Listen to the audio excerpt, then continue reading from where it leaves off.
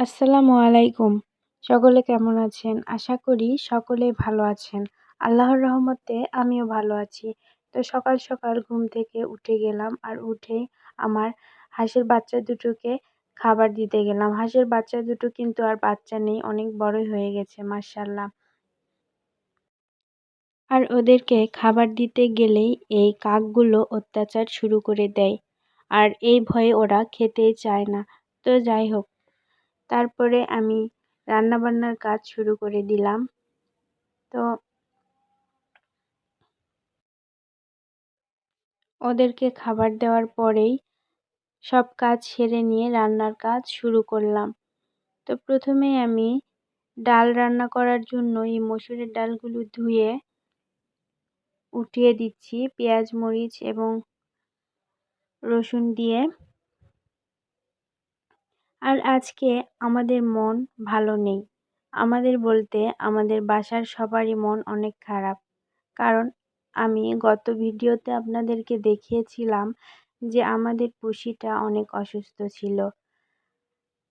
হসপিটালে নিয়ে গিয়েছিলাম, কিন্তু চিকিৎসা দেওয়ার পরেও পুষিটা বেঁচে রইল না। আমাদের পুষিটা গতকালকে মারা গিয়েছে। তাই আমাদের সবার মন অনেক খারাপ।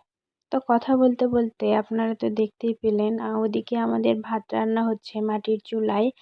আর আমি তরকারিও কেটে নিয়েছি। পুঁটি মাছ দিয়ে আলু দিয়ে ভাজি রান্না হবে। ডালটাও সেদ্ধ হয়ে গিয়েছে, তো মা ডালটা রান্না করে নিচ্ছেন আর আমি এদিকে তো তরকারিগুলো কেটে ভালো করে ধুয়ে নিয়েছি।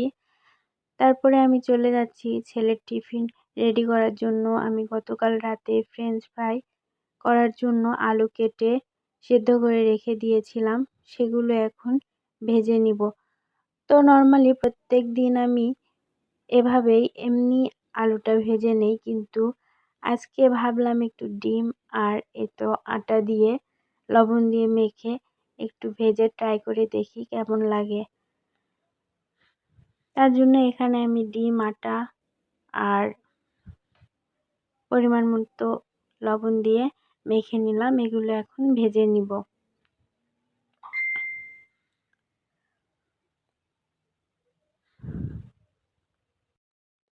আর এই কাজগুলো করতে করতেও কিন্তু পুষির কথাটা বারবারই মনে পড়ছিল।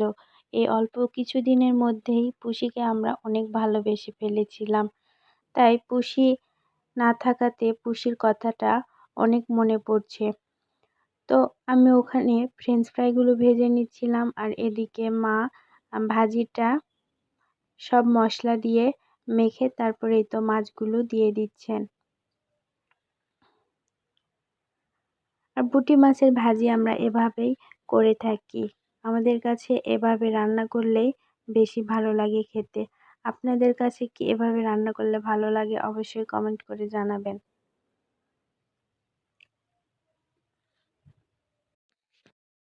আর পুষি মারা যাওয়ার পর থেকে আমার ছেলের মুখে শুধু একটাই কথা, যে আরেকটা পুষি সে কখন পাবে,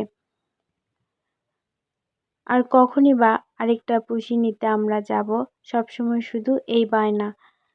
তো কথা বলতে বলতে এই তো ফ্রেঞ্চ ফ্রাইগুলো আমার ভেজে নেওয়া হয়ে গেল। আর বাকিগুলো যেগুলো ছিল ওগুলো আমি এমনিই ভেজে নিব। তো সকাল সকাল এই কাজগুলো রান্না বান্না সব কাজ সেরে নিয়ে ছেলেকে নিয়ে চলে যাব স্কুলে।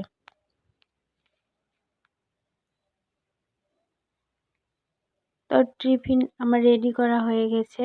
ফ্রেঞ্চ ফ্রাই আর সাথে একটা ডিম সিদ্ধ দিয়েছি। এখন সব কিছু ওর টিফিন ব্যাগে গুছিয়ে নিচ্ছি। গুছিয়ে নিয়ে আমরা খেয়ে দিয়ে রেডি হয়ে চলে যাব স্কুলে। তো এই তো তারপরেই মা ছেলে চলে আসলাম ছেলের স্কুলে। আজ এই পর্যন্তই। আল্লাহ হাফেজ।